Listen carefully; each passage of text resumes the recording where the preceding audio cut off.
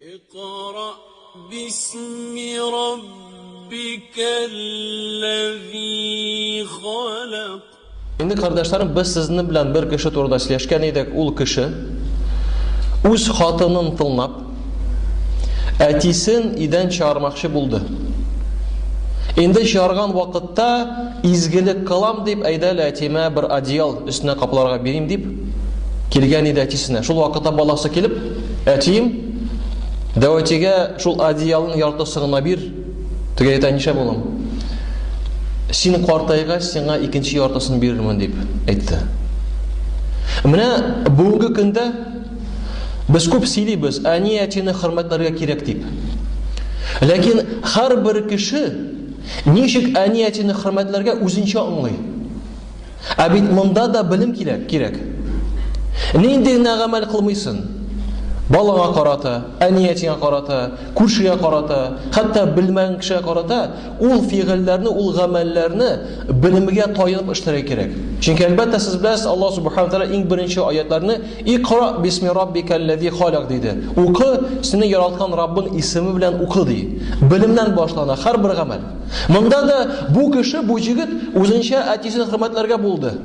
Ham adiyal bermoqchi bo'ldi. Bu bir hurmat tugul. Peygamber Muhammed sallallahu aleyhi ve sellem bir hadisinde aytadi. Oşıqtıra turgan günahlar için cezasını oşıqtıra turgan amallar arasında ul aniyatini hurmatlamau. Yani agar da aniyatiga durust hurmat bermasan, Allah subhanahu va taolo ham tövbe qilmasan, Allah subhanahu va taolo jazasin bu dunyoda berishga mumkin. Bu dunyodan boshlarga mumkin ul jaza. Şuna göre bunda bir ihtibarlı bo'lib kerak. Albatta biz ko'p shaqlarda ahirat turida bekdagi bütünü anlab bitirmaymizdir qay bir shaqlarda. Lekin bu dunyo deysan endi bosh ishli boshlaydi. Qardoshlarım, aniyatini hurmatlamau mana bu dunyodan boshlab jazo bo'larga mumkin. G'azab bu dunyoda boshlarga mumkin. Shuna göre biz bunlarga ig'tibor berga tiyishmiz. Albatta endi Allohga iymon keltirgan bandalar qiyomat kun turida tag'in da ko'proq o'ylarga tiyishlar. Siz onu bilasiz, bir g'alim qabr turida so'z borganda yiliydir. Qiyomat kun turida borganda bir da yosh chiqmaydir. Shul vaqtda so'rov berdilar. Ni uchun shulay degach? Chunki de qabrga yetkach, mana qabrda nechik boshlana, shulay davomli bo'ladi endi u. Qabrga lagib, agarda igilikli yaxshi xalgalaksan, demak Alloh bersa davomida shulay bo'lacak. Lekin agarda qabrga lagib g'azab bo'lsa, shul vaqtda nechik kelashakda, nechik qiyomatda bo'la sen bila olmaysan hali. Balki g'azabi bitir, balki u g'azab davom etardi. Shuna ko'ra da qardoshlar, biz bunun turida o'ylarga, fikrlarga tiyishmiz. Agarda aniyatini hurmatlamoq uchun bu dunyoda jazosi boshlandi ekan, Alloh saqlasin, tavbalar qilib Allohdan g'afur so'ramoqcha qolsak, qiyomat kuni uning davomida bo'larga mumkin. Allah saqlasin. Chunki aniyatini hurmatlamoq u zo'r gunohlardan. Bu kichkina gunoh tugul, bu o'yinchiq tugul. Bu zo'r gunoh. Ali Allohdan nasrab bo'lmaydi. Agarda kishi xamr ichdi, aroq ichdi masalan, zina qildi ekan, u munda turidan Allohdan da g'afur so'rachish. Boshqa munda bir kishiga da u murojaat etmaydi. Aniyati bilan ali aniyatidan g'afur so'rar kerak. Allohdan g'afur so'rar kerak. Shuna ko'ra albatta biz Allohga tulu ma'noda rahmat ayta olmaymiz. Lekin qardoshlar, biz Allohning rizoligini olamiz bu dunyoda. Nishik? Va bil validayni ihsana. Aniyatingizga qarata igilikli bo'ling'iz. G'adilli tugul, sen menga, men senga tugul. Igilikli, ustama, ihsana degan so'z, ihsan ul Alloh subhanahu va taolo sen Allohni ko'rgan shekilli ibodat qilu. Yaysa Alloh bo'ldira olmasan, Alloh seni ko'ruvni isga tushirib, shulay ibodat qilu. Bunda da ani bilan ati bilan muomalada bo'lganda, sen Allohni ko'rgan shekilli Alloh bilan oratizi. Agar Alloh bo'ldira olmasan, Alloh seni ko'ruvni isga tushirib, Alloh bilan siylash, Allohni hurmatla, Alloh bilan iyilik qil, Allohga qarata. Ham bir g'anim anglata. İhsan degan so'z namında nindi ma'noda keladi? Eng birinchisi qardoshlarım, ul Allohga ashuli, yovuz, noshor ko'rinish bilan qaramau. Allah andı ko'zlar bilan, andı yuzlar bilan qaramau. Bizda bit qo'yib shaqlarda yoshlar o'zini aqlli deb sanab, әниятисенә яман йөзе белән карап утыра. Мин беләм, сез белмәдегез, син булай тегеләй. Безнең андый хакыбыз юк, кардәшләрем. Без әле генә бит 2 тамчы судан әнидән чыктык түгелме соң? Ничек соң без әниятигә явыз караш белән, начар йөзләр белән, ачулы күзләр белән карый алабыз? Безнең андый хакыбыз юк. Кем без? Без кем булдык? Без бер кем, кардәшләрем? Әгәр дә әниятине хөрмәтләмәсәң, Аллаһ та түбән сетәрә мөмкин. Икенче, кардәшләрем, үзеңнең тавышыңны әнияти тавышынан күтәрмәү. Бу да, кардәшләрем, хөрмәттән. Кычкырма әниятиңә. Тавышыңны күтәрмә, ишетмиләр дип. Бер вакытны бер салих кеше әнисе ишетсен дип тавышын күтәргән иде. Шул вакытта тәүбәсен дә кылды. Шул вакытта да әнисе ишетми дип шулай ниткән иде. Тавышын күтәргән иде. Шунда да, кардәшләрем, үз гаибен сизде. Шуңа күрә син кычкырма, син барып шакыр. Тавышны күтәрмә. Менә шундый муамаләдә әнияти белән булырга кирәк. Өченче, кардәшләрем, сөйләшкәндә аларга сүз бирү, аларның сүзләрен бүлмәү. Һәм шул вакытта бер галим искә килеп төшә. Бер галим әнисе белән ашамаган иде икән. Сорау биргәч, син ни өчен әниң белән утырып ашамыйсың дигәч, мин куркам ди. Әним белән утырырмын, алмага үрелермен. Бәлки шул вакытта әним фикердә шул алманы ашыйсы килде. Димәк, мин алдан алган булып чыгам. Шуңа күрә мин баштан әниемне ашатам ди, аннары үзем ашыйм ди. Күрәсезме, кардәшләрем, ул сүздә генә түгел, хәтта гамәлләрдә дә. Һәм әлбәттә, бу галимнең сүзеннән тыш дәвам итәбез, кардәшләрем. Иң беренче, әниятигә. Әгәр дә алар гынах эшләргә кушмасалар, аларга итаат итү. Иң кызыгы нәрсә, әгәр дә без баштан юк тыңламыйбыз дип йөрибез, һәм актыкта әнияти әйткән кеше шикелле эшлибез икән, аларның күңелләрендә без итаат итмәгән шикелле кабул ителә. Без дә шулай, ирләр шулай да. Әгәр дә хатынга әйтәсен, эшлә дип. Әгәр дә шул секундта ярый матурым эшлим дип әйтмәсә, барып эшләмәсә, без үз характерын күрсәтеп ирсә, ахырда без әйткән шикелле эшләсә дә, безнең йөрәкләребездә хатыннарыбыз итаат итмәде дигән хис килеп чыга. Шуңа күрә әни әйтте, шул секундта ярый әним, ярый син. Армияда шикелле. Приказ исполняется, потом обсуждается. Приказ бирәләр, эшлисен, аннары инде фикерлисен. Чөнки бу әниятиң.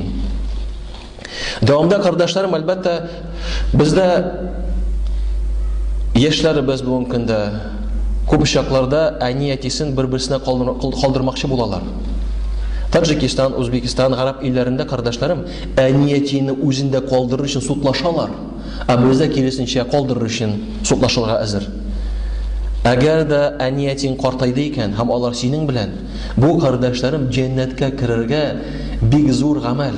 Димәк, Аллаһ субханаһу ва тааля безгә фурсат бирде. Ул әниятимне тәрбияләп, карт чакта җәннәткә керергә. Пәйгамбер Мухаммад саллаллаһу алейһи ва саллям бик каташуланган иде. Кем ди үз әниятисен картайган ишракта табып, анарда булып, җәннәткә кермәсә ди, бурыны песокта булсын, җирдә булсын ди, шул вакытта шул дәрәҗәдә ачуланды. Ул фурсат, кардәшләрем, әниятин исән икән, димәк, ул сиңа җәннәткә керергә гамәл кылып, ул сиңа бик зур фурсат. Шуның турында, кардәшләрем, онытмаска кирәк.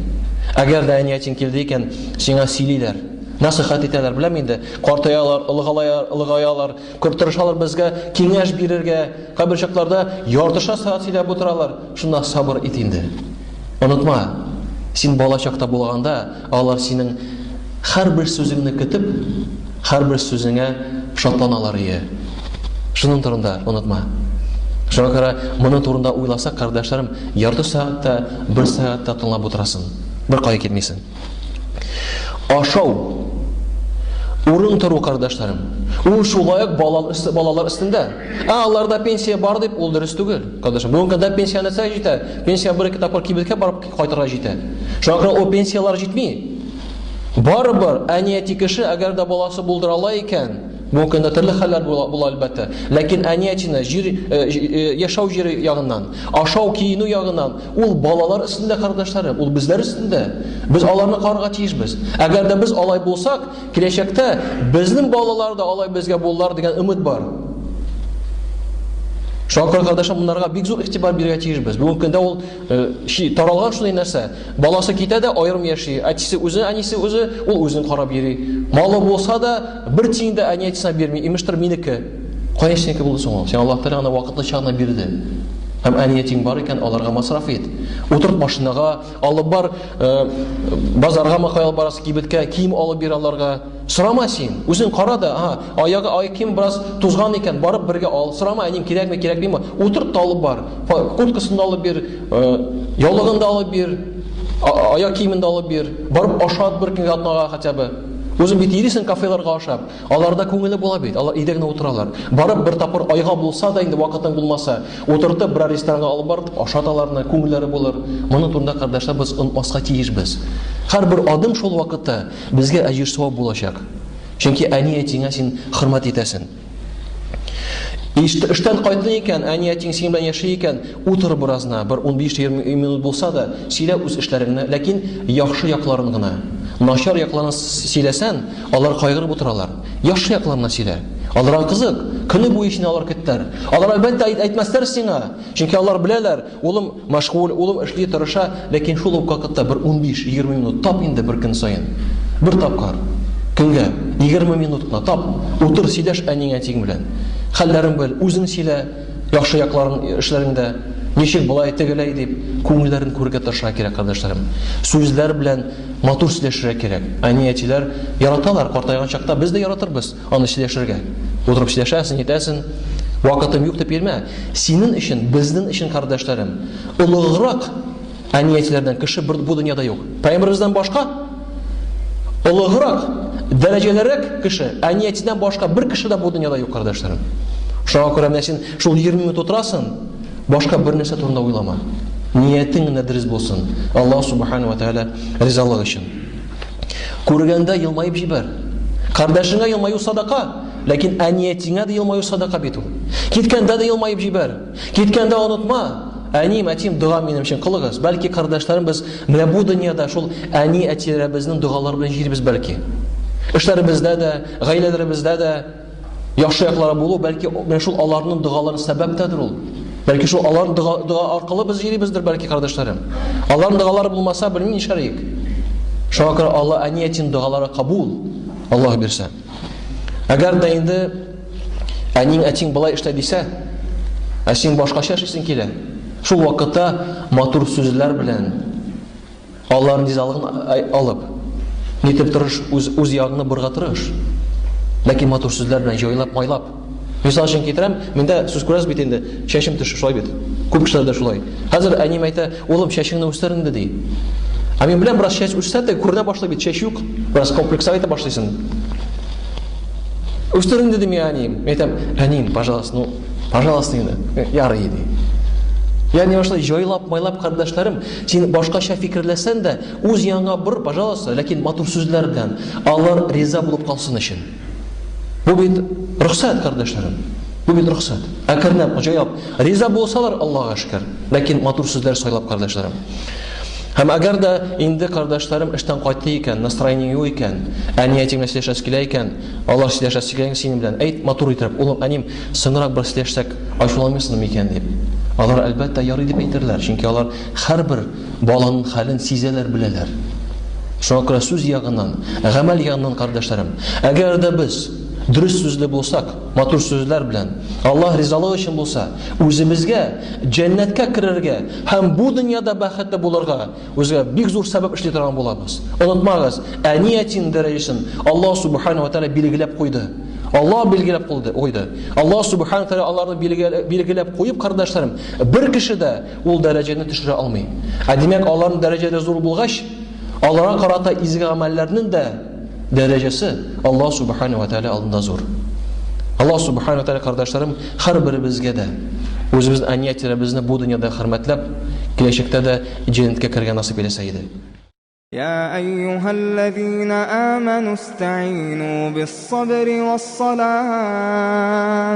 إن الله مع الصابرين